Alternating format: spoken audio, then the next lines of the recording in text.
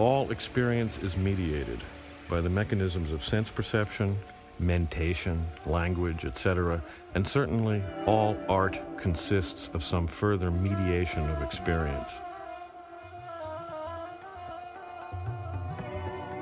However, mediation takes place by degrees. Some experiences, like taste, smell, sexual pleasure, are less mediated than others, reading a book, looking through a telescope, listening to a record. Some media, especially live arts such as dance, theater, music, or bardic performance, are less mediated than others, such as TV, CDs, virtual reality. Even among the media usually called media, some are more and others are less mediated, according to the intensity of imaginative participation they demand. Print and radio demand more of the imagination, film less, TV even less, virtual reality the least of all, so far. For art, the intervention of capital always signals a further degree of mediation. To say that art is commodified is to say that a mediation or standing in between has occurred, and that this betweenness amounts to a split, and that this split amounts to alienation. Improv music played by friends at home is less alienated than music played live at the Met, or music played through media, whether PBS or MTV or Walkman. In fact, an argument could be made that music distributed free or at cost on cassette via mail is less alienated than live music played at some huge We Are the World spectacle or Las Vegas nightclub, even though the latter is live music played to a live audience, or at least so it appears, while the former is recorded music consumed by distant and even anonymous listeners. The tendency of high tech and the tendency of late capitalism both impel the arts farther and farther into extreme forms of mediation. Both widen the gulf between the production and consumption of art, with a corresponding increase in alienation.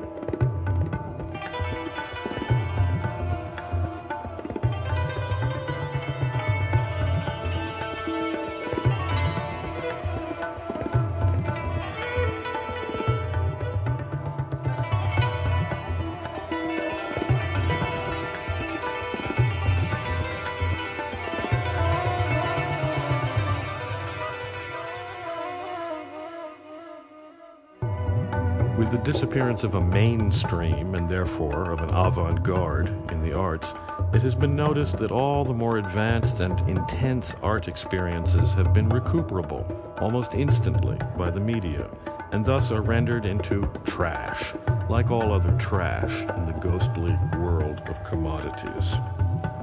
Now, trash, as the term was redefined in, let's say, Baltimore in the 1970s, can be good fun as an ironic take on a sort of inadvertent folk culture that surrounds and pervades the more unconscious regions of popular sensibility, which, in turn, is produced in part by the spectacle. Trash was once a fresh concept with radical potential. By now, however, amidst the ruins of postmodernism, it has finally begun to stink. Ironic frivolity finally becomes disgusting. Is it possible now to be serious but not sober? Note, the new sobriety is, of course, simply the flip side of the new frivolity.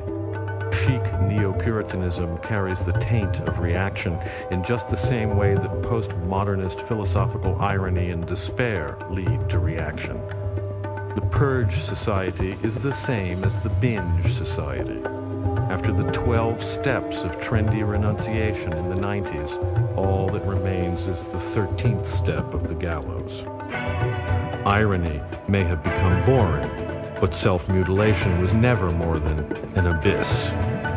Down with frivolity, down with sobriety. Everything delicate and beautiful, from surrealism to breakdancing, ends up as fodder for McDeath's ads. 15 minutes later, all the magic has been sucked out, and the art itself dead as a dried locust. The media wizards, who are nothing if not postmodernists, have even begun to feed on the vitality of trash, like vultures regurgitating and reconsuming the same carrion in an obscene ecstasy of self-referentiality. Which way to the egress? Real art is play, and play is one of the most immediate of all experiences. Those who have cultivated the pleasure of play cannot be expected to give it up simply to make a political point, as in an art strike, or the suppression without the realization of art. Art will go on, in somewhat the same sense that breathing, eating, or fucking will go on. Nevertheless, we are repelled by the extreme alienation of the arts, especially in the media, in commercial publishing, in galleries, in the recording industry, etc. And we sometimes worry even about the extent to which our very involvement in such arts as writing, painting, or music implicates us in a nasty abstraction, a removal from immediate experience. We miss the directness of play, our original kick in doing art in the first place. We miss smell, taste, touch, the feel of bodies in motion.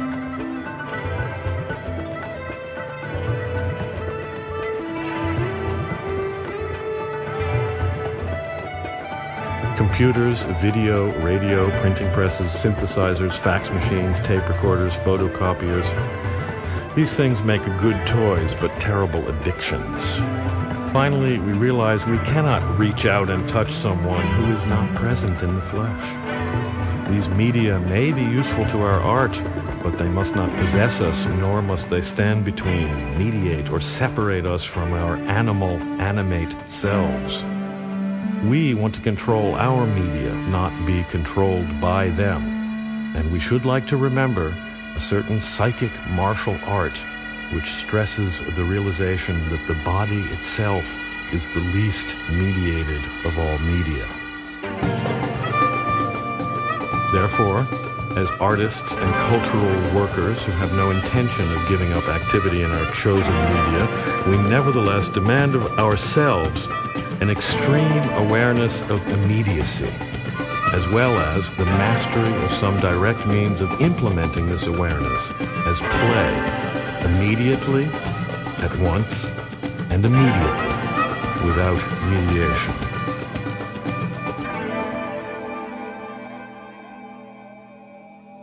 Fully realizing that any art manifesto written today can only stink of the same bitter irony it seeks to oppose, we nevertheless declare, without hesitation, without too much thought, the founding of a movement, immediatism. We feel free to do so because we intend to practice immediatism in secret in order to avoid any contamination of mediation. Publicly, we'll continue our work in publishing, radio, printing, music, whatever, but privately we will create something else, something to be shared freely but never consumed passively. Something which can be discussed openly but never understood by the agents of alienation. Something with no commercial potential, yet valuable beyond price. Something occult, yet woven completely into the fabric of our everyday lives. Immediatism is not a movement in the sense of an aesthetic program. It depends on situation, not style or content, message or school. It may take the form of any kind of creative play which can be performed by two or more people, by and for themselves, face to face and together. In this sense, it's like a game, and therefore certain rules may apply. All spectators must also be performers. All expenses are to be shared, and all products which may result from the play are also to be shared, by the participants only, who may keep them or bestow them as gifts, but should not sell them. The best games will make little or no use of obvious forms of mediation, such as photography, recording, printing, but will tend toward immediate techniques involving physical presence, direct communication, and the senses. An obvious matrix for immediatism is the party. Thus, A good meal could be an immediatist art project, especially if everyone present cooked as well as ate. Ancient Chinese and Japanese on misty autumn days would hold odor parties, where each guest would bring a homemade incense or perfume. At linked verse parties, a faulty couplet would entail the penalty of a glass of wine. Quilting bees, tableaux vivants, exquisite corpses, rituals of conviviality like Fourier's museum orgy, erotic costumes, poses, and skits. Live music, dance. The past can be ransacked for appropriate forms, and imagination will supply more. The difference between a 19th century quilting bee, for example, and an immediatist quilting bee would lie in our awareness of the practice of immediatism as a response to the sorrows of alienation and the death of art. The mail art of the 70s and the zine scene of the 80s were attempts to go beyond the mediation of art as commodity and may be considered ancestors of immediatism. However, they preserved the mediated structures of postal communication and xerography, and thus failed to overcome the isolation of the players, who remained quite literally out of touch. We wish to take the motives and discoveries of these earlier movements to their logical conclusion in an art which banishes all mediation and alienation, at least to the extent that the human condition allows. Moreover, immediatism is not condemned to powerlessness in the world simply because it avoids the publicity of the marketplace. Poetic terrorism and art sabotage are quite logical manifestations of immediatism. Finally, we expect that the practice of immediatism will release within us vast storehouses of forgotten power, which will not only transform our lives through the secret realization of unmediated play, but will also inescapably well up and burst out and permeate the other art we create, the more public and mediated art. And we hope that the two will grow closer and closer and eventually perhaps become one.